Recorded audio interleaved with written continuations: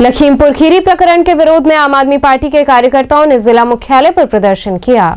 लखीमपुर खीरी में कृषि कानून के विरोध में प्रदर्शन कर रहे किसानों की केंद्रीय राज्य मंत्री के समर्थकों के वाहन द्वारा कुचलकर हुई मौत के विरोध में आम आदमी पार्टी के कार्यकर्ताओं ने जिला मुख्यालय पर प्रदर्शन किया। इस दौरान पार्टी के प्रदेश सचिव कृष्णकांत तिवारी ने बताया कि काला कानून किसानों की मौत का फरमान है। इसमें पूंजीपतियों को फसलों के असीमित भंडारण के अधिकार दिए गए हैं। इसके चलते जमाखोरी और कालाबाजारी होगी और अन्नदाता किसानों की स्थिति सुधारने की जगह पूंजीपतियों के खजाने में वृद्धि होगी। आम आदमी पार्टी के सचिव ने बताया कि किसानों की मौत को लेकर बीजेपी सरकार दोषियों को बचाने में लगी हुई है। ऐसे में किसानों को आम आदमी पार्टी न्याय दिलाने के लिए जिला मुख्यालय पर प्रदर्शन कर रही है और हम सरकार से मांग करते हैं कि जिन भी किसानों की मृत्यु हुई है उनके परिवार को 1 करोड़ रुपए मुआवजा और परिवार के एक सदस्य को नौकरी दी जाए। उन्होंने कहा कि यदि हमारी मांगे पूरी नहीं होती हैं तो धरना जारी रहेगा। आज कहाँ पे आए हैं, क्या करने आए हैं? आज वाराणसी कचहरी जिला मुख्यालय पर हम आम आदमी पार्टी के कार्यकर्ता साथी आए हुए हैं। हम विरोध करने आए हैं, हम प्रदर्शन कर रहे हैं, हम ज्ञापन देने आए हैं महामहिम राज्यपाल महोदय को। लखीमपुर खीरी में जो कल घटना हुई, हमारे किसान भाई शांति प्रिय तरीके से अपना लोकतांत्रिक तरीके से अपनी आवाज़ उठा रहे थे।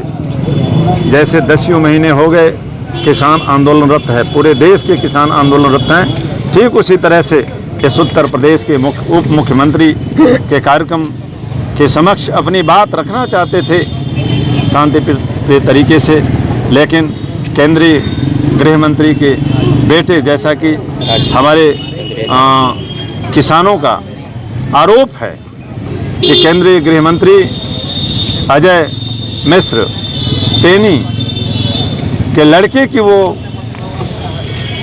4 व्हीलर थी और उसके द्वारा हमारे शांतिपूर्ण तरीके से आंदोलन कर रहे किसानों के ऊपर रौंद दिया जाता है, कुचल दिया जाता है, जिसमें 8 किसानों की मौत हो जाती है और ढेर सारे किसान और यहाँ तक कि मीडिया के लोग भी घायल होते हैं। ये कृत्य जो आज बीजेपी सरकार में हो रहा है, उत्तर प्रदेश से नहीं पूरे देश के कोने कोने में इस तरह की अप्रिय घटनाएं घट रही हैं, इसकी जिम्मेदार हमारी वर्तमान प्रदेश और केंद्र की सरकार है। किसानों की जो मांग है, जायज़ मांग है, ये 3 काले कानून वापस हों। हम कॉन्ट्रैक्ट बेसिस खेती नहीं कर सकते। कॉन्ट्रैक्ट बेसिस खेती करने का औचित्य है, पुनः हमें गुलामी की तरफ ले जाया जा रहा है, जमींदारी प्रथा की तरफ ले जाया जा रहा है, धकेलने की कोशिश करी जा रही है। साथ ही हम अपने अनाज को हम अपने घरों में भरा रखना चाहते हैं। हम उनकी गोडाउनों में भर करके हम अपने बच्चों का निवाला उनको देना नहीं चाहते। और ख़ास प्रमुख वजह यह है कि जब कानून हमारे हक में था, किसानों के हक में था, भारतवासियों के हक में था, तो जब भी कोई पूंजीपति किसी खाद्य सामग्री को डंप कर लेता था तो पूरे देश में हाहाकार मच जाता था, कीमतें आसमान छू लेती थी। लेकिन सरकार ने कानून बना करके जब पूंजीपतियों को असीमित भंडारण की छूट दे रखी है और उस असीमित भंडारण की छूट जो मेरे घरों से सारे अनाज, सारे खाद्य सामग्री उनके भंडारण में चले जाएंगे, हम इसके खिलाफ हैं। मांग क्या है? हमारी मांग है, हम तो मांग इसलिए करने आए हैं, जो कल हमारे किसान भाइयों के साथ 8 किसान की मौत हुई है, जलियांवाला बाग कांड को ताज़ा करती है।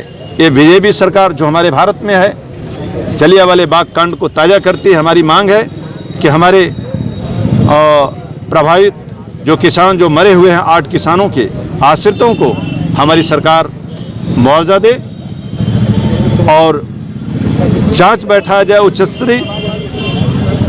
निश्चित रूप से केंद्रीय गृह मंत्री के बेटे को सजा दिया जाए और उसमें और भी जो लोग हैं इसमें संलिप्त, चूँकि ये साजिश करी गई है, किसी की हिम्मत नहीं है कि आज हम यहाँ आंदोलन कर रहे हैं और हमारे ऊपर गाड़ियाँ चढ़ा दे, लेकिन ये साजिश करी गई है, जानबूझ करके साजिश करी गई है और इस साजिश के तहत हमारे किसानों को रौंदा गया है। तो इसमें उसका बेटा केंद्रीय मंत्री का ऐसे नहीं दुस्साहस कर सकता, साजिश करके उसे रौंदने की कोशिश की गई है।